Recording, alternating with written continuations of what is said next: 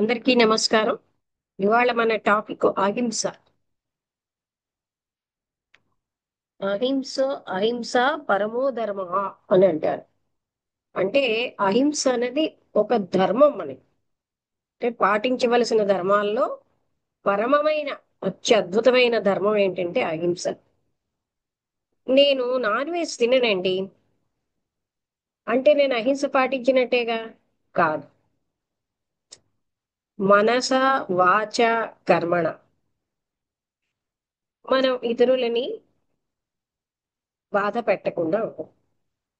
మరి మీరు చెప్తున్నారండి మాకు ఇలాగా లేటుగా వస్తే లేటుగా వచ్చేయమంటున్నారు. అది హింస అహింస? మీకు హింసగా ఉంటుంది, ఎందుకంటే మమ్మల్ని మంచిగా పొగట్టం లేదని. కానీ ప్రపంచంలో ఆర్డర్ అనే ఒక సౌందర్యం అన్నది ఒకటి ఉంది. ఆర్డర్ ఎస్టాబ్లిష్ అవ్వాలంటే అహింస కూడా ఒక పార్టీ అందులో. ఆర్డర్ ని డిసార్డర్ చేస్తే అక్కడ ఆ పరమ అద్భుతమైన బ్రహ్మత్వానికి వికృతం కలిగించినట్టే. అందుకని మనం అన్నింటిలో కూడా క్రమతగా, అంటే ఒక కరెక్ట్ వేలో మన ఉండగలగడం అన్నది మనకి ప్రాక్టీస్, అంటే మనం నిరంతరం దృష్టిలో పెట్టుకోవాలి. ముఖ్యంగా థియోసాఫికల్ సొసైటీలోనే కాదు, ఆధ్యాత్మికవేత్తలు ఎక్కడైనా సమయానికి ఎక్కువ వెయిట్ ఇస్తారు. సమయ పాలన అన్నది చాలా ముఖ్యం. అందుకని ఎక్కడెక్కడైతే మార్గంలోంచి తప్పుతున్నారో అక్కడక్కడ మార్గంలో పెట్టాల్సిన పరిస్థితి ఉంటుంది. ఎందుకంటే ఇవాళ ఈశ్వరు, ఆ బాలభాస్కర్ గారు ఇంకెవరిని కేర్ చేయరు, ఎప్పుడు లేటే. ఇంకా రామకృష్ణ గారైనా మారారు కానీ ఆయన మారరు. అలాగా మనం బాలభాస్కర్ గారు లేటుగా వస్తే లక్ష్మీమేడం అంటాం, మేము కూడా లేటుగా వస్తాం. అది అలాంటి పరిస్థితికి దిగజారకూడదు. ఎందుకంటే వివేజ్ఞాన సమాజానికి ఉన్న, మీరు ఎప్పుడు ఏ ఏ మీటింగులకి రాలేదు కానీ ఇంటర్నేషనల్ కన్వెన్షన్ లో కానీ నేషనల్ కన్వెన్షన్ లో కానీ ప్రతి భక్త సమయం అంటే సమయానికి మొదలు పెడతారు, ముగిస్తారు. మీటింగ్ టైం అంటే టైంకి మొదలవుతుంది. వాళ్ళకి పని పాటు లేదండి, టైంకి మొదలెడతారు. మాకంటే ఎన్ని పనులు ఉంటాయో.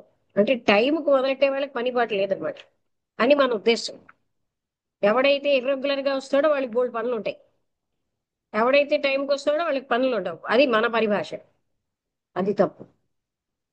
వాళ్ళకి సమయం అనే దానికి చాలా తక్కువ ఆ, గౌరవం ఉంది అనేది అక్కడ గుర్తుంచుకోవాలి. పనులు ఉన్నాయని కాదు, ఎన్ని పనులున్నా. ఆనాడు మేడం బ్లవెట్స్కి కానీ ఆల్కాట్ గారు కానీ బ్లవెట్స్కి కానీ వాళ్ళు రోజుకి ఎన్ని గంటలు పనిచేసేవారు? ఎన్- మొత్తం 18 గంటలు పనిచేసేవారు. మరి వాళ్ళకంటే మనం ఏం బిజీ కాదుగా, అయినా టైంకి అన్ని చేసేవారు. అందుకని సమయాన్ని పాటించడం ఒక చాలా ముఖ్యమైన విషయం. హింస అంటే కేవలంగా భౌతిక శరీరాన్ని కొట్టడమే హింస అనుకుంటారు, లేదా కట్ చేయడమే.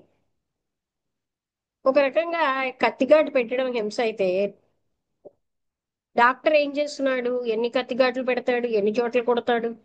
కత్తిరితో కట్ చేసి పారేస్తున్నాడు. ఇది హింస అనమే. అంటే మరి హింస ఏమిటి? కోస్తే హింస అంటాం, కోస్తే హింస అనం ఒక దగ్గర. అంటే ఆ పని వెనకాల ఉన్న ఉద్దేశ్యమే పని. ఏ ఉద్దేశ్యంతో మీరు పని చేశారు అన్నది పని. ఈ పాయింట్ అందరూ గ్రహించట్లేదు. పని కాదు అక్కడ. అదే కట్ చేయడం డాక్టర్ చేస్తే మహోపకారం అంటాం. అదే ఒక మామూలు మనిషి వల్ల చిన్న కత్తిరి మొన తగిలితే ఏంటి నీకు బుద్ధి ఉందా లేదా అంటాం. అంటే ఏంటండి? ఉద్దేశ్యం, పని వెనకాల ఉన్న ఉద్దేశ్యమే పని. ఆ విషయం మనం బాగా, ఆ ఉద్దేశ్యంలో బాధ పెట్టాలని చేసేమో అది హింస. అందుకని ఇదే భావన ఎందుకని చేస్తున్నాం? ఒక మనిషికి తనకున్న చెడు అలవాట్లన్నీ, శిల్పాన్ని ఏం చేస్తామండి, రాయిని ఇలా చెక్కి పారేస్తాం, అప్పుడు శిల్పం అవుతుంది. ఆ చెడన్నిటినీ, దాన్ని ఇంగ్లీష్ లో యాంగులారిటీస్ అంటాం. యాంగులారిటీస్ అన్నిటిని కట్ చేసి పారేస్తే ఉంటే సౌందర్యమైనటువంటి స్థితి మనకు ఉంటుంది. అందుకని కురూపి లక్షణాలన్నీ కట్ చేస్తున్నాం. అయితే మెత్తగా చెప్తే, హింట్ గా చెప్తే గ్రహించట్లేదు. అప్పుడు ఏం చేస్తామండి? గట్టిగా చెప్పాల్సిన అవసరం పడుతుంది. ఇంకొకరికి చెప్తేనే కొంతమంది కరెక్ట్ చేసేసుకుంటారు. Wise men correct their faults by seeing others. ఇతరులు చేసే తప్పులు చూసి తెలివైన వాళ్ళు మనం ఇలాంటి తప్పులు చేయకూడదని కరెక్ట్ చేసుకుంటారు. అది మనం చేసుకోవాల్సింది. అందుకని మనం ఎంత సెన్సిటివ్ గా ఉండాలి అంటే, మనకి స్థూలంగా చెప్పక్కర్లే, అది నాలో ఉన్నది అంటే ఆ లక్షణం మనం కట్ చేసుకోవాల్సిందే. అంతేగాని నువ్వు అంటావా అని ఎవరి మీద అంత నీచ స్థితికి వెళ్ళకూడదు. మనలో రాంగ్ లక్షణాలు ఉంచుకుని నువ్వు అలా నన్ను రాంగ్ అంటావా అనే అంత అధమాతి అధమ స్థితికి ఏనాడు దిగజారకూడదు. ఉన్నది కనుకనే అంటున్నారు, అది నేను పోగొట్టుకోవాలి అని ఆలోచించాలి తప్ప, నాలో ఉంటే ఉంటుంది నువ్వు నన్ను అంటావా అనే ఆ అంత లోయెస్ట్ మెంటల్ నేచర్కి వెళ్ళకూడదు కదా. సాధకులైన వాళ్ళు ఏనాడు కూడా అంత నీచాతి నీచ స్థితికి దిగజారకూడదు. ఉన్నది గనక ఆ లక్షణం కట్ చేసుకోవాలని చెప్తున్నాం. చేసుకోవాలి నేను, కానీ నేను అసమర్థుడిని అయిపోయాను. అది నా అసమర్థత. నాకున్న మోహాలు వదులుచుకోలేను. ఒక ప్లానింగ్ ఉండదు నా జీవితంలో. నేను మనస్సుకి బంట్రోతై పరిగెడుతున్నాను అనే విషయాన్ని తెలుసుకుని కరెక్ట్ చేసుకోవాలి మనం. ఓ ప్లాన్ ఉండాలి. 4 మీటింగ్ అంటే సామాన్యంగా ఇప్పుడు వీళ్ళందరూ వచ్చినట్టు ఎక్కువగా మాకు ఇంకా జ్ఞానం అవి రావచ్చని 11కి వచ్చినా పర్వాలేదు, 12కి వచ్చినా పర్వాలేదు, లేదా 10 నిమిషాలు తక్కువ 4కి వచ్చినా పర్వాలేదు, కానీ ఆఫ్టర్ 4:02 అయినా యు ఆర్ లేట్. ఆ స్థితికి దిగజారకూడదు. అందుకే మనసులో ఏం పెట్టుకోవాలి, 4 మీటింగ్ అంటే 3:30కి మీటింగ్ అని పెట్టుకోవాలి మనం. ఆటోమేటిక్ గా మనం టైంకి వస్తాం. నేను జాబ్ లో ఉండగా 8:30కి స్కూల్ అయితే 7:30కి స్కూల్ అని పెట్టుకునేదాన్ని. సో నేను ఎప్పుడు 7:15 లోపలే వెళ్ళిపోయేదాన్ని.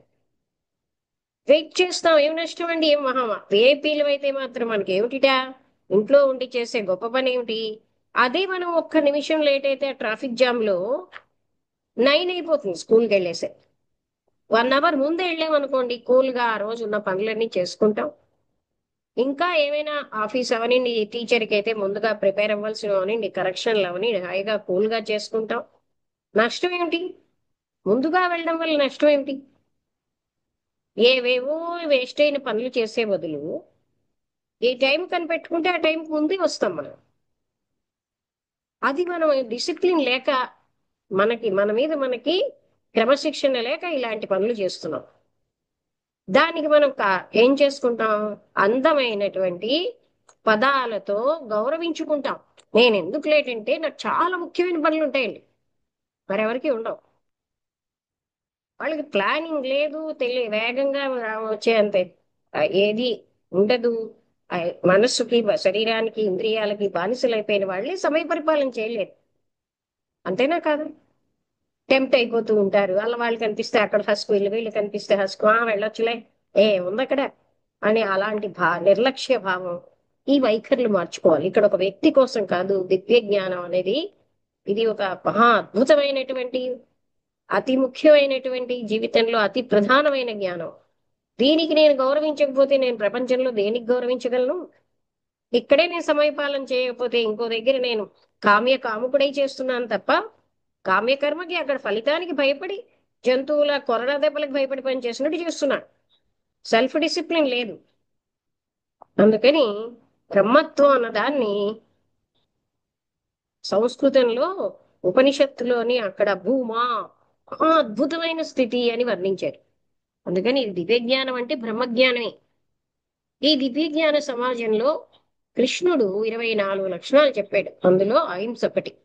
కిందటిసారి మనం ఏ లక్షణం మాట్లాడుకున్నామండి, మనకి అన్నిటి మీద ఆసక్తి, అనాసక్తి అన్న దాన్ని మాట్లాడు. ఈనాడు అహింస. అహింస అనగానే కేవలంగా నేను భౌతిక శరీరాన్ని అని అజ్ఞానంతో ఉన్న వాళ్ళకి భౌతిక శరీరాన్ని ఏమైనా అండమే హింస అంటారు. భౌతిక కామమయ మానసిక శరీరాలని మనకి చాలా ఉన్నాయి. అందుకని ఎక్కడైనా మనం హర్ట్ చేస్తున్నామంటే అది హింసే. అంటే నిర్లక్ష్యం హింస, అహింస కాదు. అది హింసాత్మక ప్రవృత్తి. మీకు ఆ విషయం తెలుసా. నిర్లక్ష్యం ఒక హింసాత్మక ప్రవృత్తి అని తెలుసా. వ్యక్తుల నిర్లక్ష్యానికి ఎన్ని రకాల ప్రమాదాలు జరుగుతున్నాయండి. నిర్లక్ష్య వైఖరి అన్నది మనకి హింసాత్మక ప్రవృత్తి. అలాగనే ఒక చిన్న నిర్లక్ష్యంతో ఎన్నెన్ని ప్రమాదాలు జరుగుతున్నాయి. అగ్గిపుల్ల అలా వేయడం వల్ల అలా గడ్డి వాము మీద వేసరికల్లా మంటలు వచ్చి ఆ బిల్డింగ్ కాలిపోతుంది కదా. సో అతి చిన్న నిర్లక్ష్యానికి అతి పెద్ద డేంజర్స్ జరుగుతాయి. నిర్లక్ష్యం అనేది పెద్ద పెద్ద ప్రమాదాలకు కారణం అవుతుంది. సమయం ఏమైపోయింది 5:15, ట్రైన్ 5:15 అయితే నేను హాయిగా 5:30కి వెళ్ళరుగా. అక్కడక్కడి నుంచి వస్తుంది, పక్కన డేంజర్ ఉంటే జంతువులాగా లొంగుతాం. జంతువు కూడా కొత్త అంటే లొంగుతుంది. జంతువు గనక ఒక దెబ్బకైనా లొంగుతుంది, మానవుడు 10 దెబ్బలకి లొంగడు. అందుకని ఇది కూడా హింసాత్మక లక్షణమే. అంటే ఆ సెన్సిటివిటీ అంటే ఏమిటండి? సెన్సిటివిటీ అంటే నేను చాలా సెన్సిటివ్ అండి, అలా ధూళి సోకితే నాకు ఆయాసం వచ్చేస్తుంది అని నేను అన్నాను అనుకోండి, అది భౌతిక శరీర సెన్సిటివిటీ. ఇక్కడ మాట్లాడేది ఆ సెన్సిటివిటీ కాదు. బ్రహ్మత్వాన్ని గ్రహించగలిగే అంత సున్నితత్వం అనేది మన శరీరాల్లో రావడాన్ని సెన్సిటివిటీ, దైవత్వాన్ని గ్రహించగలిగే ఆ స్థితిని సెన్సిటివిటీ, ఆ ప్యూరిటీలోంచి సెన్సిటివిటీ వస్తుంది. ఐఎమ్ సెన్సిటివ్ అంటే నాట్ ద ఫిజికల్ బాడీ. మన బాడీస్ ఎంత సెన్సిటివ్ గా ఉండాలంటే all the bodies to perceive the truth, సత్యాన్ని తెలుసుకోవడానికి తగిన సెన్సిటివిటీ మనం డెవలప్ చేసుకోవాలి. స్థూలత్వాలు మొదటి భౌతిక శరీర స్థూలత్వాలు చాలా వదలాలి. అప్పటికి కానీ అంతర్గత శరీరాల వరకు మనం వెళ్ళటం లేదు. అందుకని మనం ప్రతి నిత్యము కృష్ణమూర్తి గారు చెప్పిన అవేర్నెస్ చాలా అవసరం. నేను ఏ హింస చేయనండి అంటారు వాళ్ళు, ఏదో నాన్ వెజ్ మానేసినంత మాత్రంలో. అటాచ్మెంట్ కూడా ఒక హింసే. ఎలాగండి? నాకు నా పిల్లల పట్ల అటాచ్మెంట్ ఉంటే పరాయి వాళ్ళని నేను పక్షపాతంగా చూస్తున్నానా? అటాచ్మెంట్ లో హింస నిబిడీకృతంగా ఉందా లేదా? అర్థమైందా? నాకు ఒక వ్యక్తితో అటాచ్మెంట్ ఉంటే మిగతా వాళ్ళని నేను నిర్దాక్షిణ్యంగా చూస్తున్నానా? పక్షపాతంగా చూస్తానా లేదా? సో అటాచ్మెంట్ లో హింస ఉంది. హింస, అందుకే అహింస అన్న దాన్నండి ఎంతో లోతైన అర్థం ఉంది. అహింస పరమో ధర్మ అన్నారు. అటాచ్మెంట్ ఉన్న వాళ్ళు ఎప్పుడూ హింసాత్మకంగానే ఉంటారు. అది వాళ్ళ దృష్టిలో కౌంట్ అవ్వదు హింసగా. వాళ్ళు మాట్లాడే మాట, ప్రవర్తించే తీరు, వాళ్ళ దృష్టిలో వాళ్ళకి భావనే ఉన్నా అది హింసాత్మకమైన పని. అంతేనా కదా? అందులో హింస ఉంది నిబిడీకృతంగా. ఏమీ లేదు. ఒక మనిషిని అతిగా ఎక్కువగా చూస్తే మిగతా వాళ్ళ మనసులు చివుక్కుమంటున్నాయి. అంటే ఆ మాత్రం దానికే అయినప్పుడు నా భార్యే నాకు ముఖ్యం అని నేను చూసి మిగతా వాళ్ళందరినీ నేను నిర్దాక్షిణ్యంగా చూడడంలో హింస ఉందా లేదా? నా భార్యకి ఏమైనా అమ్ము, మిగతా నా భర్తకి ఏమైనా, ఇంక మిగతా వాళ్ళకి ఏమైతే ఏమైపోయింది, పడిపోయాడా, పర్వాలేదులే, అలా అంత నిర్లక్ష్య వైఖరి ఉందండి. అందుకని అటాచ్మెంట్ కూడా ఒక టైప్ ఆఫ్ సిన్. అది ఏమీ కూడా ప్రేమని దాన్ని ముసుగేయకూడదు. అటాచ్మెంట్ ప్రేమ కాదు. అలాగే నా భార్య లేకపోతే నేను ఉండలేను అని సిగ్గు లేకుండా మాట్లాడడం కరెక్ట్ కాదు. ఎందుకు ఉండలేము? ఉండేదెవరు? ఆధారపడ్డం ప్రేమ అని దానికి ముసుగేయడం. ఆధారపడ్డంలో ప్రేమ రహితంగా ఉంటుంది, కఠోరత్వం ఉంది, స్వార్థం ఉంది. స్వార్థపరత్వం ఉన్న దగ్గర ప్రేమ లేదు. మా నాన్న మేము బాగానే ఉన్నామండి, స్వార్థాన్నే ప్రేమ అనుకుని మేము బాగానే ఉన్నాం. ఉండండి, జీవితాంతం అలాగే ఉండండి కదండి. మీరు తప్పుడు అర్థాలు ఇచ్చుకుంటూ మీరు బతుకుతే మీ వేదం మీకే. మేము బాగానే ఉన్నామండి, మేము అన్ని రకాల బంధాలతో, మోహాలతో, పొజిటివ్నెస్ తో, డిపెండెన్సీతో మేము బాగానే ఉన్నాం. అలా బాగా ఉన్న వాళ్ళకి ఇంకా బ్రహ్మజ్ఞానం ఎందుకు? అంతేనా? నీకు అర్థమవుతుందా నేను చెప్తున్నది? ఆ బాగా ఎంగిలాకుల గోతిలో ఉండి నేను బాగానే ఉన్నాను అన్నట్టు, మలమూత్రాలతో నిండిపోయిన గోతిలో ఉండి నేను హాయిగానే ఉన్నానని చెప్పినట్టుంది. అదండి మన హాయి. అందుకని మన వైఖరిలో, మన యొక్క ఆ ప్రతి హావభావాలలో, మన ఆలోచనలో హింసాత్మక ప్రవృత్తి ఉంటుంది. హింస అనే దాన్ని నిజంగా బుద్ధుడు ఎంతలాగా చెప్పాడు అంటే అది ఆలోచించాడో అతను. హింస అనే దాంట్లో ఎన్నో రకాలుగా హింసిస్తూ ఉంటాం. పక్షపాతం ఉందనుకోండి, ఒక టీచర్కి ఒక పిల్లవాడిని బాగా చూస్తే మిగతా పిల్లవాళ్ళు అందరూ మనసులో ఎంత గాయపడతారు. అలాగే మీరు ఒక స్త్రీనో ఒక పురుషున్నో అతిగా చూస్తే మిగతా వాళ్ళకి గాయమైనా. ఎందుకంటే మన అందరం ఇండివిజువల్స్. ఇండివిజువల్ అంటే ఏదైతే డివైడ్ అవ్వదో అటువంటి దాన్ని మనం డివైడ్ చేస్తున్నాం. అందరం ఇంటర్నల్ గా కలిసి ఉన్నాం. అటువంటిప్పుడు ఇక్కడే ఇదే నాది అంటాం అంటే అటువంటి వాళ్ళు హింస చేసినట్టేనా లెక్క?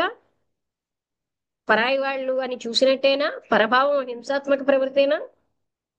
వీళ్ళు నా వాళ్ళండి అంటే నువ్వు పరాయి దానివి అని చెప్పినట్టేనా? ఇలాంటి హింసలు ఎన్ని చేస్తున్నా, పైగా నేను ఏ హింస చెయ్యను. ప్రతి నిమిషం మనం చేసేది హింసే కదా. పరభావంలో హింస ఉందా లేదా? ఇలా ఇది సూక్ష్మంగా చూసుకుంటే మనం హింసాత్మకంగా ఎన్ని రకాలుగా మనం లెక్క పెట్టం వాటిని. ఏదో ఒక చెయ్యినో కాలునో ఒక జంతువునో కట్ చేస్తేనే హింస అనుకుంటాం. అది స్థూల శరీరం, అదేం పెద్ద విషయం కాదు. అంతకంటే సూక్ష్మాతి సూక్ష్మమైన శరీరాలకి చాలా పవర్ఫుల్ గా హింస వెళ్తుంది. అందుకే మనకి హృదయంలో ప్రేమ అన్నది ఉన్నవాళ్ళు హింసాత్మకంగా ఉండరు. ఫస్ట్ మనం డెవలప్ చేసుకోవాల్సింది ఏంటంటే మనలో ఇవన్నీ చెక్కిసినట్టు తీసేయాలి. అన్నీ వింటామండి కానీ మేము బాగానే ఉన్నామండి, ఎంగిలాకుల గోతుల్లోనే మాకు ఎంగిలాకులు కొయ్య ఆ వాసన బాగుంటాయి. ఏం చేయగలండి వాళ్ళని? ఆ వాసనే పందికి ఆ బురద వాసన లేకపోతే అది ఉండలేదు. చేపల వాడికి చేపల వాసన లేకపోతే నిద్ర పట్టదు. మలమూత్రాలతో నిండి ఎంగిలాకులతో నిండి ఉన్న గోతులో ఉన్నవాడికి అవి లేకపోతే ఉండడు. అవే వాళ్ళకి బాగు. అది కాదండి మానవ జన్మ ఎత్తినందుకు మనం జ్ఞాపకం చూసుకోవాల్సినది. మనకు టార్గెట్ ఉంది. నేనెవరు అనే ఆత్మతత్వాన్ని తెలుసుకోవడానికి మనం వచ్చాం. ఇలాంటి మిథ్యాబంధాలు నావనుకుని బతకడం కాదు. అలాంటి ఎంగిలాకుల గోతులో బతకడానికి రాలే. అందులోంచి బయటపడి పరిశుద్ధ మనస్కులమై నిర్వికల్ప సమాధి పొంది ఆ బ్రహ్మత్వంలో ఉండడానికి వచ్చాం. ఇవి నావని పులువుకోవడానికి రాలే. పులువుకోవడం బాగానే ఉందంటే ఉండండి. వాళ్ళు అతి లోయెస్ట్ మెంటల్ నేచర్ వాళ్ళకి అవన్నీ బాగుంటాయి.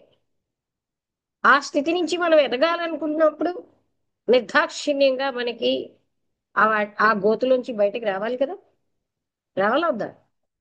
రావాలి అని అంటే మనకి అది ఆనాటి వరకు మనకి లేని జ్ఞానాన్ని తెచ్చుకోవడం ఎలాగా? అవేర్నెస్ తో, పక్షపాత దృష్టితో, ప్రిజుడిస్ దృష్టితో చూస్తున్నాం మనం. ముందే ఏర్పరచుకున్న అభిప్రాయాలతో చూస్తున్నాం. అది కూడా రాంగే కదండి. అది హింసాత్మక ధోరణే. నాది బాగుంది, నాది బాగుంది, నా చెప్తే నాకు బాగుంది అనుకుంటే అది దానివల్ల ఎంత హింస చేసిన వాళ్ళు అవుతాం.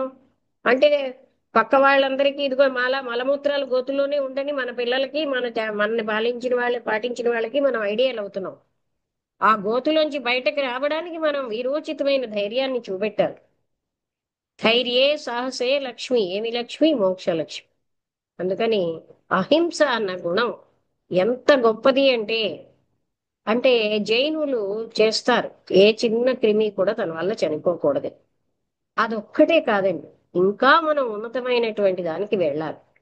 మనం మాట్లాడే మాట ఇందాకలు చెప్పారు కదండి. మన దృష్టి ఎప్పుడూ కూడా ఉన్నతమైనటువంటి ఆదర్శాల పట్ల ఉందా లేదా?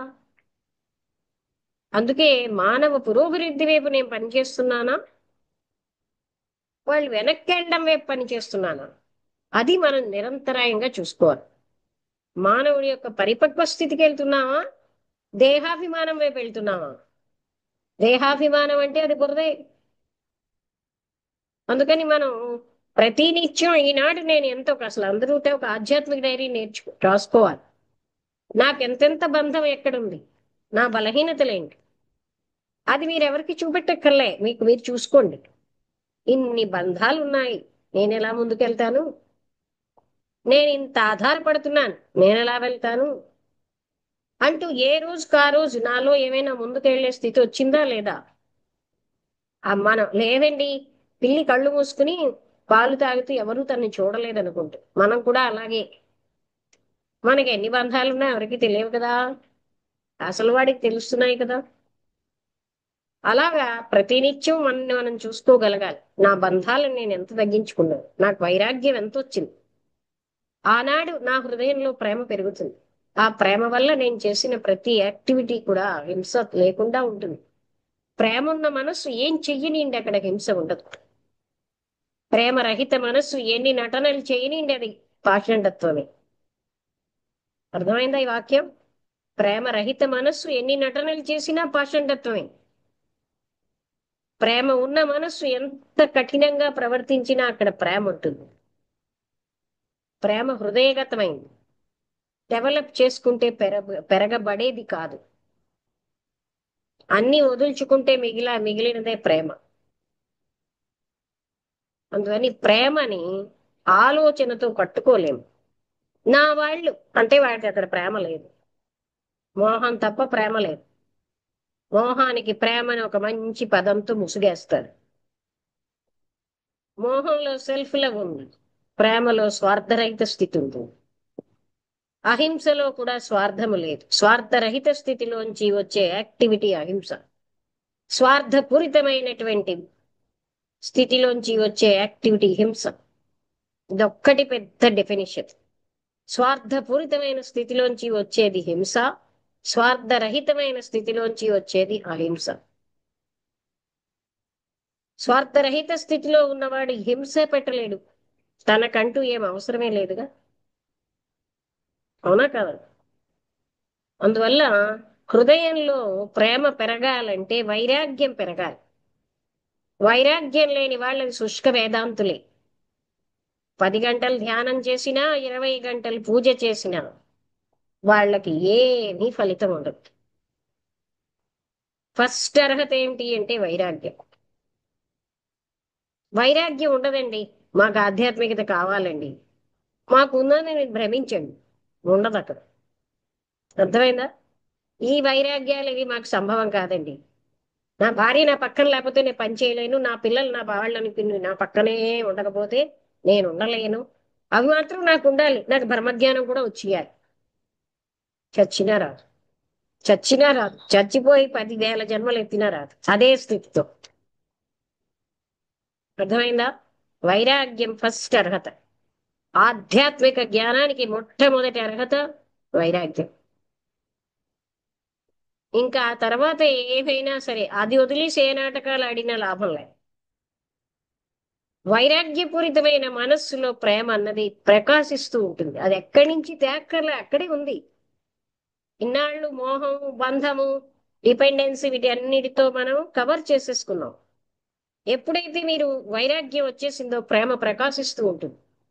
అప్పుడు నా కొడుకు కాదు, అందరినీ అలాగే చూస్తాం. నా వాళ్ళు అన్నది ఉండదు, అందరినీ అదే ప్రేమ.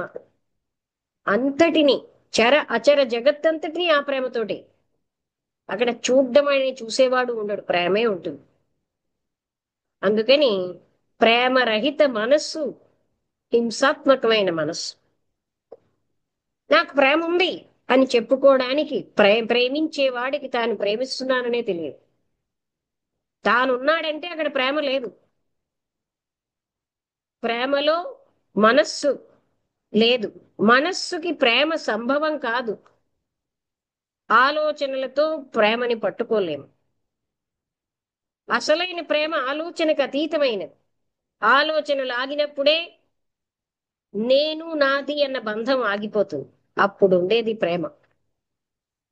అందుకని ఎవరికి వారు ప్రశ్నించుకోవచ్చు, నాకెంత ప్రేమ ఉన్నది, నాలో ఎంత హింసాత్మక తత్వం ఉంది.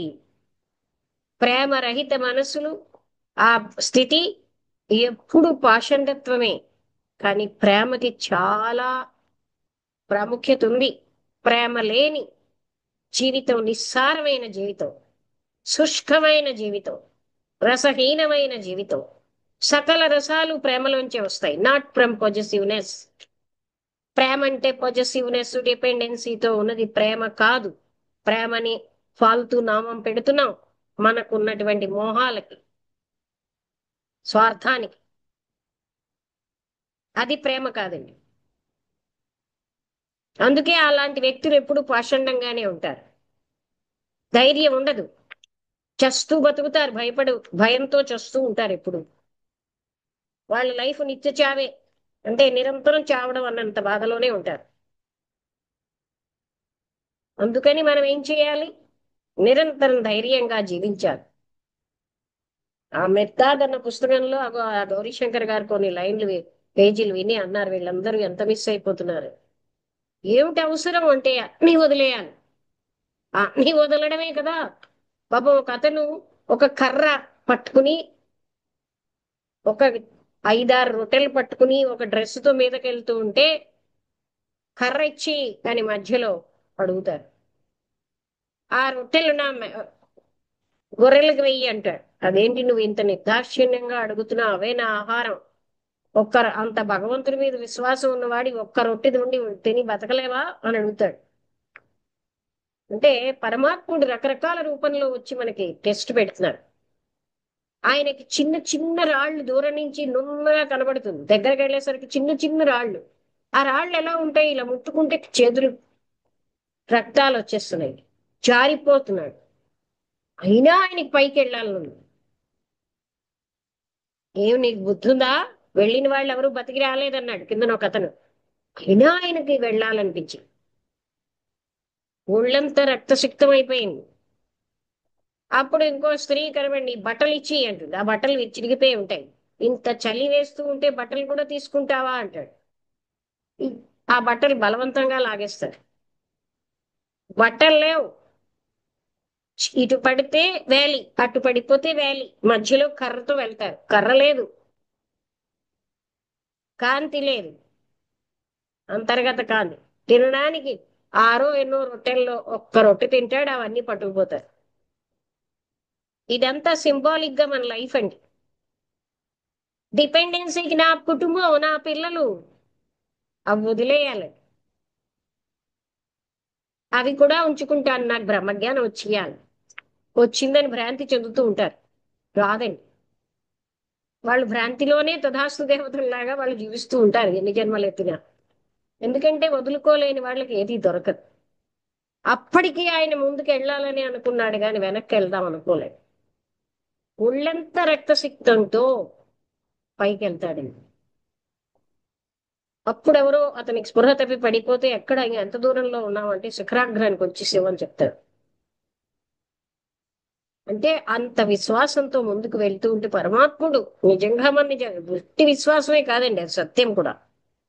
ఏది వదలను, నా నా ఆస్తులు, నా వాటి మీద మమకారం, నా భార్య మీద మమకారం, నా భర్త మీద, నా పిల్లల మీద అన్ని జాగ్రత్తగా ఉంచి నేను హాయిగానే ఉన్నాను. హాయిగానే ఉండు, ఎవడు నీకు బ్రహ్మజ్ఞానం కావాలన్నాడు. అంతేనా? ఎంగిలాకుల గోతులో నేను హాయిగానే ఉన్నానంటే ఉండు అంటాడు ఎవడైనా. ఎవడికి ఆ తపన ఉందో వాడే బయటపడతాడండి. తపన లేని వాళ్ళు బయటపడరు, ఇవన్నీ డ్రామాలే. తపన ఉన్నదని ఒక డ్రామా. అంతే కదా. మీకు నిజమైన తపన ఉంటే అక్కడ ఆటోమేటిక్ వైరాగ్యం ఉంటుందట. ఆయన చేతికర్ర పోయినా ఓకే అనుకున్నాడు. బట్టలు తీసేసుకున్నా, చలి, చలిగాలు నాలుగు వైపుల నుంచి, మంచులో చలిగాలు, బాడీ ఇలాగ శిలలాగా అయిపోతుంది. అయినా ముందుకు వెళ్ళాలనుకున్నాడు. ఉన్న తిండి అంతా తీసేసుకున్నా సాయంత్రానికి వెళ్తాననుకున్నాడు, వెళ్ళలేకపోయాడు. రాత్రి అయిపోయింది. ఒక గుహలో నన్ను పడుకోనిండి అంటాడు, నువ్వు వెళ్ళిపోవాలంటాడు. ఆ రాత్రి నిద్రపోవడానికి కూడా అవకాశం ఇవ్వలేదు. బాడీ మీ బట్టలు లేవు, చలి చలి. అలా ఉండాలండి, అదేం చిన్న విషయం అండి బ్రహ్మజ్ఞానం. నా భార్య, నా పిల్లలు, నా వాళ్ళు, నా ఆస్తి అన్ని నా దగ్గర భద్రంగా ఉంచుకుంటా బ్రహ్మజ్ఞానం వచ్చేయాలంట. అది ఎందుకంటే బ్రహ్మజ్ఞానం వాళ్ళకి ఇంకా అదేదో పెద్ద పోస్టనా, దానికి ఏదో పెద్దగా గొప్పగా చెప్తున్నారనా?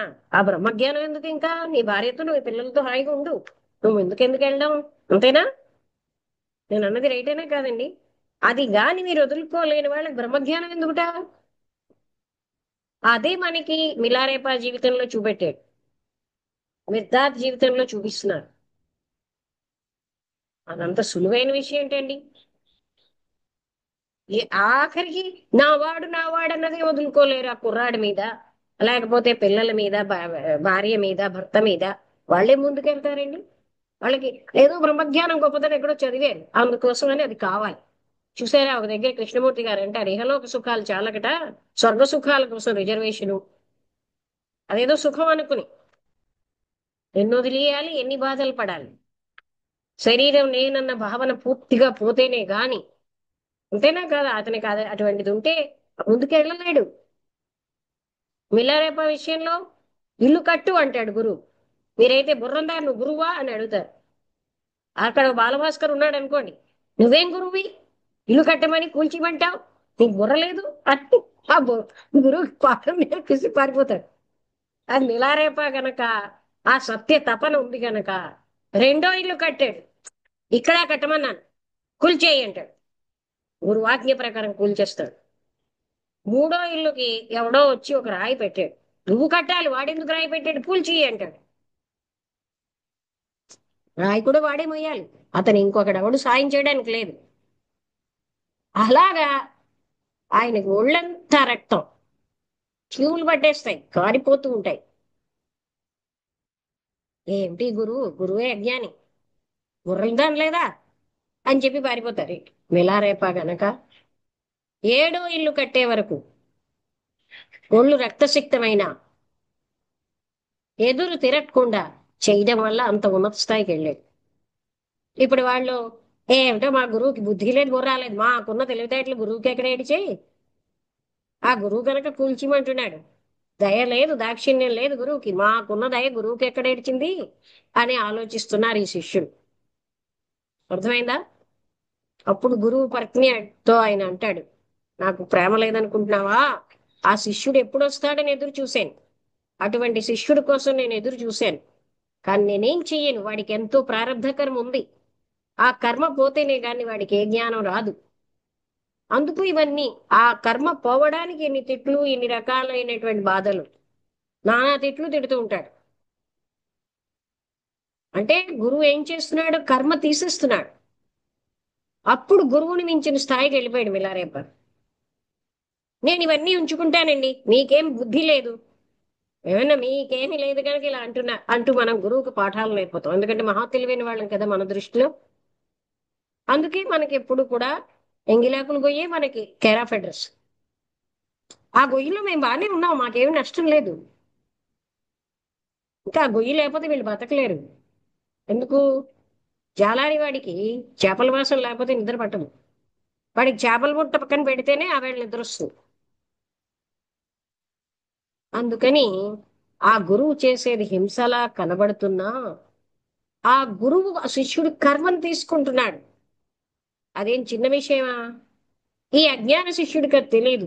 నన్ను తిట్టాడు, నన్ను కట్టాడు, బాధలు పెట్టాడనే గాని అంతకంటే గొప్ప స్థితికి గురువు తీసుకెళ్తున్నాడని అజ్ఞానం అన్న తిమిరంలో పాతుకుపోయిన ఈ శిష్యుడికి ఏం తెలుస్తుందని, గురువు చేసిన మహోన్నతమైన ఉపకారం,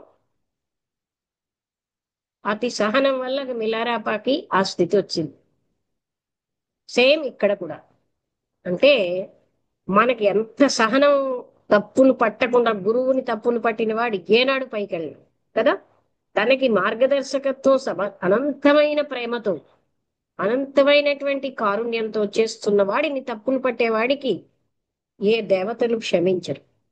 అంతేనా కాదా? ఇది మనం మర్చిపోతున్నాం. గురువు అంటూ రెండు కొమ్ములు పెట్టుకుని ఏం ప్రత్యేకంగా ఉంటాడండి. పరమగురువు ఇక్కడికి వస్తే సామాన్యుల్లో సామాన్యులగానే ఉంటాడు, ప్రత్యేకంగా కనబడరు వాళ్ళు. ఇప్పుడు ఒక మనిషి బాధలో ఉన్నాడంటే బోర్ని ఏడుస్తేనే వాడి బాధలో ఉన్నట్టు లెక్క, ఏడవని వాడికి బాధ లేనట్టేనా? అలా ఉంటుంది వీళ్ళ స్థితి. అంతేనా కదా? డ్రామాలు ఆడితేనే ఎక్కువగా బాధ ఉన్నట్టు లెక్క. నువ్వు అంటే ఏడ్చేయాలి. అసలు ఓ సామెత ఉంది, ఏడ్చే వాళ్ళని నమ్మకూడదు. తెలుసా మీకు ఆ విషయం? టూ మచ్ ఆఫ్ ఏడ్చే వాళ్ళని ఎప్పుడు నమ్మకూడదు. ఏడవడం కూడా అంత మంచి విషయం కాదు. అందుకని బాధని సహించుతూ సామాన్యంగా చెప్పిన వాడికి బాధ లేదనుకుంటున్నారు ఈ అజ్ఞానం. ఏంటి సర్ఫేస్ లెవెల్లో జీవిస్తారు. హింస అన్నది, నేను కొట్టలేదుగా, తిట్టలేదుగా, మేము ఎంత అహింసగా ఉన్నాము, అది అహింస. ఇప్పుడు కావలసిన టైంలో రైట్ గైడెన్స్ ఇవ్వడం అన్నది ఎంత రైటు, ఆ రైట్ గైడెన్స్ నాకు ఎక్కడ మంచి పేరు పోతుందో అని ఇవ్వలేదు అనుకోండి, అది హింస. అవునా? కా- ఇవ్వవలసిన టైంలో రైట్ గైడెన్స్ ఇవ్వకపోవడం హింస. మీరు ముందుకు వెళ్ళాలి, నేను మీకు గైడెన్స్ ఇచ్చి చేయూతనివ్వకపోవడం హింస కదా. కానీ మీరేమనుకుంటారు, ఈ బాడీని తిట్టేశారు, ఈ మనసుని ఏదో అనేసారు. అలాగా సర్ఫేస్ లెవెల్లో జీవించిన వాళ్ళకి అలా ఉంటుంది. అందుకని అహింసకి చాలా లోతైన అర్థం ఉంది. అహింస బయటకు ఎలా కనపెడుతోంది? పూర్వం నారాయణ మహారాజ్ కనపడడానికి ఎంతో కఠోరంగా ఉండేవారు. ఆయనలో ఎంత ప్రేమ ఉందో అన్నమాట. ప్రతి ప్రాణి పట్ల ప్రేమే. మనకంత లేనే లేదు. కానీ మనకి పోజులు ఉన్నాయి, ప్రేమ లేదు. ఆయనకి పోజులు లేవు, ఉన్నదే ప్రేమ. ఆత్మతత్వాన్ని చేరిన వాడికి పోజులు అక్కర్లేదు, ప్రేమే ఉంటుంది అక్కడ. అది లేని వాడికి పోజులని. ప్రేమ లేని వాడికి ప్రేమ ఉన్నట్టు పోజు కొట్టాలి, కారుణ్యం లేని వాడికి కారుణ్యం ఉన్నట్టు పోజులు కొట్టాలి. అందుకని ప్రేమ అతి గొప్పదండి. ప్రేమ రహిత జీవితం అన్నది శుష్కమైన జీవితం, పాషండుడి జీవితం. ముసుగులేసుకోవడం కాదు మనం నేర్చుకోవాల్సింది, ముందుకెళ్ళడం నేర్చుకోవాలి. ధైర్యం అన్నది లేనప్పుడు ముందుకెళ్ళలేరు. ఎయిదర్ మీరు కాంప్రమైజ్ అయిపోండి, నాకు ఈ రకమైన జీవితమే, మెటీరియల్ లైఫే గడుపుతాను, ఇంకా బ్రహ్మం బ్రహ్మం, దైవం దైవం అనకండి. నాకు నా మోహాన్ని వదులుకోను, అందులోనే నేను బాగున్నాను, I'm okay with all my మోహాలు. Okay, be there. ఎవడు ముందుకు రమ్మనలే కదండి. తపన ఉన్నవాడే వస్తాడు. మిర్దాదికి కానీ మిలారేపాకు కానీ తపన, ఆ తత్వాన్ని చేరుకోవాలని, అది కూడా దైవ కృపతో వస్తుంది. వాళ్ళు ఎప్పుడు ఇలా భార్య పిల్లలు మోహాలు నా నా అని ఐశ్వర్యాలతో వేలాడరు, డబ్బు వెనక పడరు కదా. అలాంటిది పోగొట్టేస్తుంది ఆ వైరాగ్యం. అప్పుడు ఆ సత్యం తప్ప నాకేం అక్కర్లేదనిపిస్తుంది. వాళ్ళు అర్హులేంటి. అందుకే ఆయన చలుగుతేనేంటి, అయినా నేను ముందుకే వెళ్తాను. ఒళ్ళంతా రక్తంతో చెక్కుకుపోతేనేంటి, నా లక్ష్యం నేను వదలను. అతనికి వదలాలనిపించట్లేదుట. పైకి శిఖరాగ్రాన్ని చేరుకుంటాడు. అప్పుడు ఒక అతను చూస్తాడు, ఇలా కర్ర లేకుండా, రొట్టెలు లేకుండా, బట్టలు లేకుండా వచ్చేవాడు వస్తాడు అని ఇతనికి చెప్తాట గురువు. వాడే సరి అయిన గురువు అవుతాడు. అయితే ఎంతో మంది వచ్చారు, కర్రలతో వచ్చారు, బట్టలతో వచ్చారు, వాళ్ళు కాదు గురువు. అందుకే అతను అంత గొప్ప స్థితికి వచ్చాడు. అంటే ముందే గురువు చెప్తాట, ఇలాంటి ఏలో వచ్చిన వాడు దీనికి అధిపతి అవుతాడు. ఎందుకు, అతను దేని మీద డిపెండ్ అవ్వట్లే. ఆయనకి తన ప్రాణ జాగ్రత్తగా కాపాడుకోవాలనే ఇచ్చ కూడా లేదు. ప్రాణేచ్ఛని చంపి అంటూ లైట్ ఆన్ ద పాత్రలో చెప్తారు. Kill the desire for life, but live as though you are desirous. సుఖేచ్ఛని చంపి, చంపి అని వాడారు, కిల్, రెడ్యూస్ అనలే. సుఖేచ్ఛని చంపేయి, సుఖేచ్ఛ ఉన్నవాడిలా జీవించు. ఇవన్నీ కఠోరంగా ఉంటాయి కానీ అదే ఆధ్యాత్మిక మార్గం. నేను సుఖంగా ఏసీ రూమ్ లో పడుకుంటాను, కుక్క పెడితే ఏసీ రూమ్ లో పడుకుంటానండి, లేకపోతే వెళ్ళను. ఆకలిస్తే తింటాను, లేకపోతే ఉపవాసమే. మా నాన్నగారు అనేవారు, పొద్దున్న నుంచి రాత్రి భోజనం లోపల నేను ఉపవాసం చేస్తున్నాను అనేవారు. పొద్దున్న భోజనం నుంచి రాత్రి భోజనం మధ్యలో నేను ఉపవాసం చేస్తున్నాను అనేవారు. అర్థమైందా? అలాంటి ఉపవాసాలు చేస్తాం మనం, అలాంటి త్యాగాలు, అలాంటి ఆ, వైరాగ్యాలు. అర్థమైందా? నాకు చక్కగా ఉన్నప్పుడే భార్య భార్య కావాలి, పుట్టప్పుడు నాకు అక్కర్లే. అర్థమైందా? మన వైరాగ్యం అంత గ్రేటు. బీ దేర్, అక్కడే ఉండండి. ఎవడు మిమ్మల్ని బ్రహ్మత్వం అంటూ ఈ పదాలు వర్ణించమన్నారు కదండి. ఆ తపన వచ్చే వరకు మిమ్మల్ని త్వరితపరచలేదే. తపన ఉన్నప్పుడు ఆటోమేటిక్ గా మీరు ఏం వదలాలో మీకే తెలుసు. మీకు ఇంకా జ్ఞానం ఉదయం అవలేదు అనడానికి ఇవే నిదర్శనాలు. వీటితో మీరు సుఖపడుతున్నారు, మీకు జ్ఞాన తపన రాలేదు. వీటిలో సుఖం పోయింది, స్టార్ట్ అవుతుంది. అర్థమైందా? ఇదే మార్కింగ్. మనకి ఎవరు మార్క్ చేయక్కర్లే, మనకి మనమే మార్క్ చేసుకోవాలి. మీరు అంటూ ఉంటారు కదా, రేపు పైకి వచ్చానో లేదో ఎలా తెలుస్తుందంటే ఇవే మనకి పరీక్షలు. నాకు వీటి పట్ల ఉన్న ఆసక్తి, అందరూ అంటున్నారండి బ్రహ్మజ్ఞానం గొప్పదని, అది గొప్ప సుఖం అని. అందుకు నాకు ఈ సుఖాల కంటే పెద్ద సుఖం అంటే సుఖాపేక్షే గాని అక్కడ బ్రహ్మజ్ఞానాపేక్ష లేదు. బ్రహ్మజ్ఞానం కావాలన్న వాడికి వైరాగ్యం తప్పదు. వైరాగ్యం ఉదయించలేదంటే వాడికి బ్రహ్మజ్ఞాన తపన జీరో. ఇది మనకి మార్కింగ్ అండి, మనం ఏమంటారు, ఇవాల్యుయేట్ చేసుకోవడానికి.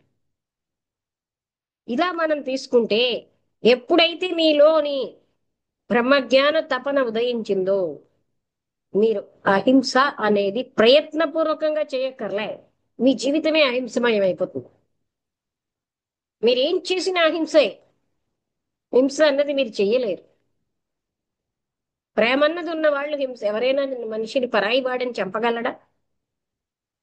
ఒక దేశం వాళ్ళు ఇంకో దేశం వాళ్ళని చంపుతున్నారంటే ప్రేమ లేకే కదా. మనిషిలో ప్రేమ లేక, ఒక గ్రూపులో ప్రేమ లేక, ఒక దేశంలో ప్రేమ లేక మరో దేశం వాళ్ళని చంపుతున్నాం, ఏదో ఒక కారణం పెట్టి. అంటే ప్రేమ అన్నది మనలో ఉదయించలేదు. నిజమైన ఆత్మజ్ఞానికి ఆయనకి ఏమీ నేర్చుకోవాల్సింది ఉండదు. తాను చేసినదే అహింస, తాను మాట్లాడిందే అహింస, తాను చెప్పేదే జ్ఞానం. తను ఏ జ్ఞానము నేర్చుకోవాల్సిన అవసరం ఉండదు. జ్ఞానం తన హృదయంలోంచి వీలవుతుంది. ఆయన జీవితమే కారుణ్యమయం. కఠోరంగా మాట్లాడిన మిర్దాద్ మాటలు ఎంత కఠినంగా ఉన్నాయి, మరి ఎంత కారుణ్యంతో ఉన్నాయి అనేది ఎవరికి తెలుస్తుంది? అజ్ఞానులకు కఠోరంగా ఉంటుంది, జ్ఞానికి అది ప్రేమగా కనిపిస్తుంది. అందుకని నిరంతరం ఆత్మస్థితిలో ఉన్న వ్యక్తి అహింసతోనే జీవిస్తాడు. అహింసని ప్రాక్టీస్ చేస్తే వచ్చేది కాదండి. హింసను వదిలించుకోవడం వల్ల రాదు అహింస. ఎందుకంటే మనం హింసను వదిలించుకోవాలన్న ఒక టార్గెట్ తో ఏమిటి చేస్తుంటాం, మళ్ళీ మనం దానికోసం ఒక లక్ష్యం పెట్టుకుని మళ్ళీ పొందాలి పొందాలని ప్రయత్నిస్తూ ఉంటే పొందబడేది కాదు అది. ఎప్పుడైతే ఇది మీలో ఉన్నటువంటి ప్రేమ పెరుగుతూ ఉంటుందో హింసాత్మక ప్రవృత్తి అంతా పోతూ ఉంటుంది. పక్షపాతం ఉండదు. అలాంటి ఒక స్థితి మన సహజ స్థితి. అహింస అనేది డెవలప్ చేసుకోకలే, అది మన సహజ స్థితి. అదే చెప్తూ ఒక జాన్ పాలో ఎవరో ఆయనకిట, లేకపోతే ఎవరో పేరు చెప్పారు ఆయన. అంటూ వాళ్ళకి అది కొత్త ఏమో, ఇతరుల బాధలు తన బాధలా ఫీల్ అయ్యేవాడు. ఇప్పుడు మరి నాకు కూడా అలాగే ఉంటుంది కదా, నీ బాధలన్నీ నా బాధల్లా ఉంటున్నాయి అంటే ఆ ఆ వన్నెస్ అనుభూతి వస్తుందో. వాళ్ళ బాధ మన బాధ అయిపోతుంది అంటే ఏంటండి? ఏకత్వం. బుద్ధుడికి ఆ స్థితి ఉండేది. ఇది ఇలా అవుతుంది ఏంటి ఇక్కడ పట్టుకున్నాను.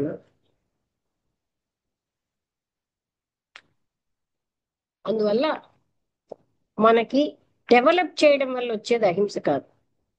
డెవలప్ చేయాల్సింది ఏంటంటే అక్కర్లేని లక్షణాలన్నీ కట్ చేసి పారేయాలి. అంత మనకి లేదనుకోండి. సౌరీస్ గారు ఏమనేవారు, మీకు అంత మోహాలు అన్ని ఉన్నప్పుడు మీరేం కష్టపడితే వచ్చేది కాదు అది. అందులోనే ఉండండి కదా, సహజంగా వస్తుంది కదా. ఎప్పుడు వీటిలో సారం లేదని తెలిసిన తర్వాత, సారం లేని గట్టిగా పట్టుకుంటామండి? మీరే చెప్పండి. సారం ఉందనే కదా పట్టుకుంటున్నారు. వీటిలో సారం ఉన్నవాడికి బ్రహ్మజ్ఞాన సారం ఏం తెలుస్తుందండి?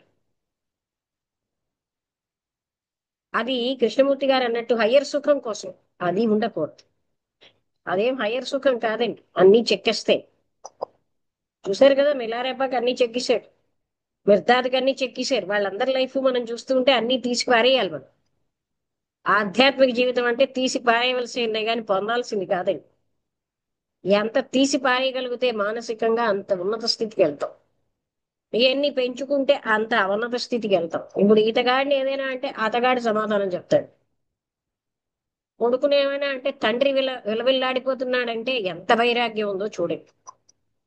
అలాంటివి పనికిరావండి అడ్జస్ట్మెంట్. ఆ అడ్జస్ట్మెంట్ల దగ్గర అక్కడే ఆగిపోతాం. ఇప్పుడు పరాయి స్త్రీ అయినా భార్య అయినా సరే ఒక నింద పడ్డారు అంటే అక్కడ అంత రకంగా మనం ఉండగలిగినప్పుడే మనం ముందుకు వెళ్ళగలం. అంతేనా కదా? అంతేగాని పరభావం ఎప్పుడైతే వచ్చేసిందో అక్కడ అజ్ఞానం వచ్చింది. అజ్ఞానమే అన్ని అన్ని అన్ని ఈవిల్స్ కి మూలం అజ్ఞానం. హింసాత్మక ప్రవృత్తికి మూలం అజ్ఞానం. అందుకే శంకరాచార్యుని అజ్ఞానం యొక్క నైజం చెప్పవయ్యా, తెలియదు అన్నాడు. ఎక్కడ ఉద్భవిస్తుంది తెలియదు, అంతమేమిటి తెలియదు, ఎలా దాని యొక్క ఎండింగ్ పాయింట్ తెలియదు అన్నాడు. ఎలా అంతం చేయాలి? సత్సాంగత్యంతో. అది మాత్రమే చెప్పాడు. సత్సాంగత్యంతో అజ్ఞానాన్ని పోగొట్టాలి. సత్సాంగత్యమా నా వాళ్ళ, సత్సాంగత్యం వదిలే. వదిలేయండి. ఏనాడైతే ఆ తపన మీలో ఉద్భవించలేదో అప్పుడు మీరు ఉన్న దగ్గర ఇప్పుడు పందిని ఎవడు కొట్టి చంపేస్తున్నాడు? పంది బాగానే పంది బతుకుతోంది కదా అంటారు. పందుల్లాంటి మనుషులు బతకట్లేదా?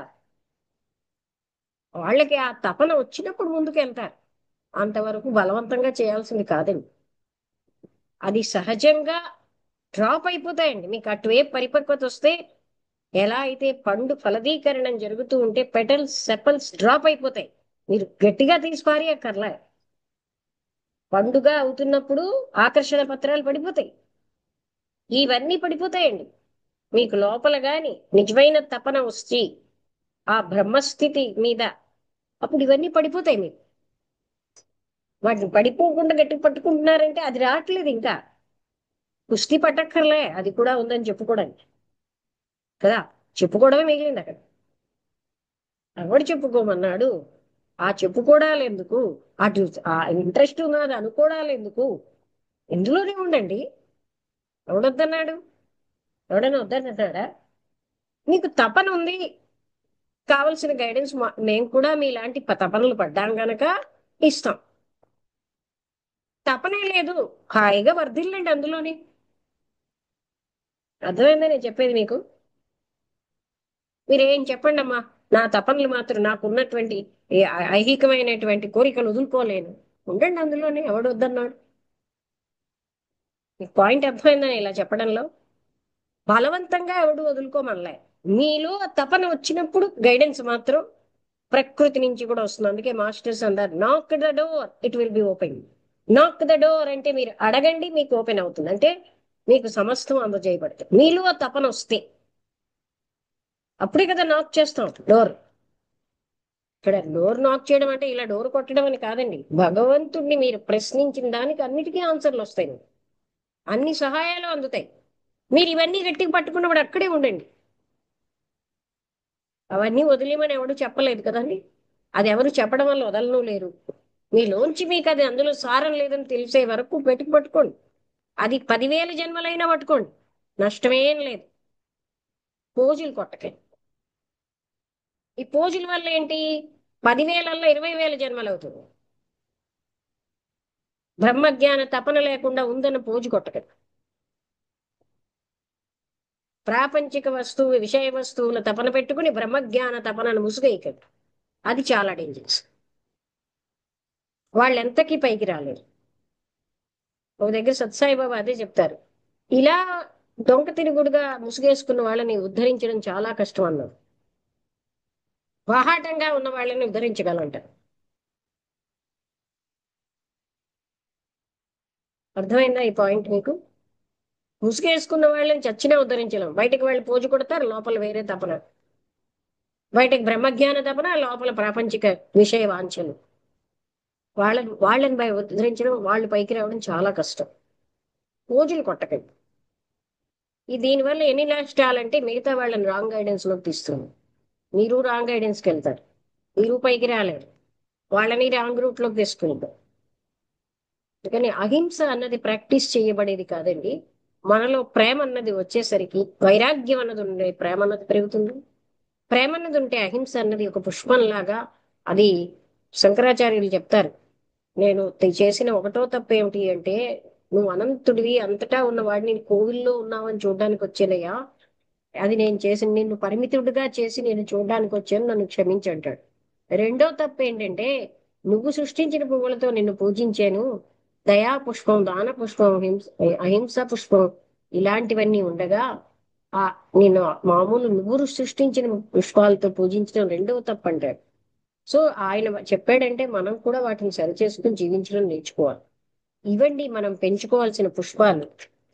దయ, ప్రేమ, క్షమ, అహింస, అస్తేయం, ఇంద్రియ మనో నిగ్రహాలు, ఇవన్నీ మనకి రావాలి. అవి పుష్పాలు.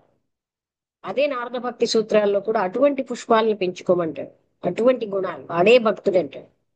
భక్తి అంటే ఇలాగా 4 పువ్వులు పారేసి మొహం మీద ఒక 2 ఊదత్తులు వెలిగించేసి ఒక ఇంత కర్పూరం పడేసి నాకు భక్తి అని చెప్పుకునేవాడు ధూర్త భక్తుడు కదండి. ఆయనకి హృదయంలో ప్రేమ లేదు. ధూర్త భక్తి వల్ల ఏ భగవంతుడు ఆనందించడు. హృదయంలో ప్రేమకి మనుషులే తప్పిస్తే భగవంతుడు తప్పించడా? ఆయన ప్రేమ ఒక్కదానికే లొంగుతాడండి, ఇంకా దేనికి కాదు. మీరిచ్చే పువ్వులకి, మీరిచ్చే పళ్ళకి మీరు టెంప్ట్ అవుతున్నారు, ఆయనకు అక్కర్లేదు. మీరిచ్చే నైవేద్యాలు ఆయనకు అక్కర్లేదు. మీ హృదయ కమలం అన్నది ఆయనకు కావాలి. అది పవిత్రమైనదైతే ఆయన అక్కడ వచ్చి కూర్చుంటాడు. ఇక్కడితో నేను ముగిస్తున్నానండి. మీకు ఏమైనా డౌట్స్ ఉంటే అడగండి.